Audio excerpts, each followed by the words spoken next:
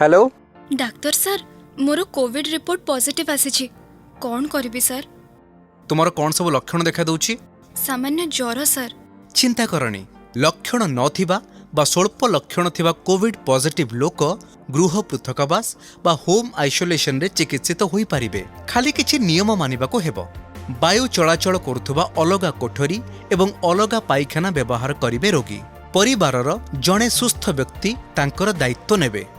रोगी एवं सहायक उभय 3 परस्त विशिष्ट मास्क बा सर्जिकल मास्क सर्वदा पिंधिबे और परस्पर ठारू 2 मीटर दूरता रक्षा करिवे। रोगीर खाइबा पीबा एवं अन्यान्य आवश्यक जिनिस तांको कोठरी रे दियाजिबो। रोगींक द्वारा व्यवहृत वस्तु जेमिति कि बासनकुसन लुगापटा बिछणापत्र मोबाइल लैपटॉप पेन पानी आदि अन्य माने व्यवहार करिबा मना। रोगीर बासनकुसन लुगापटा आदि को भल भावरे साबुन रे धोइबा दरकार। ए कार्य करुथुबा समय रे मास्क और ग्लोव्स पिंधिबा जरूरी।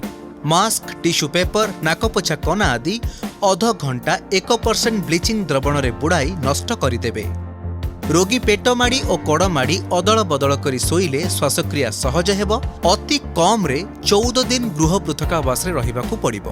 कोविड रोगीर जत्न नेउथिबा सहायक निजे गृह संगरोध रे रहिबे। मास्क एवं ग्लोव्स पिंधिबे। भल भावरे साबुन रे बारंबार हाथ धोइबे। निजर कौनसी कोविड लक्षण हेउछि कि नाई नजर रखिबे और लक्षण आसिले कोविड परीक्षा कराइबे। रोगी को साहस और उत्साह देबे।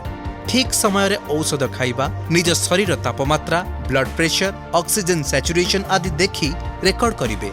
रोगी पाई विपद संकेत जदि ज्वर 102 डिग्री रु अधिक लागी रुहे, छाती जंत्रणा निश्वास नेबारे असुविधा प्रति मिनिट रे श्वासक्रियार हार लगातार 24 रु अधिक रुहे, विश्राम समय रे ऑक्सीजन सैचुरेशन 94% तले रुहे, ताहाले तुरंत अधिक सहायता पाई 104 किंबा 1929 नंबर को फोन करंतु।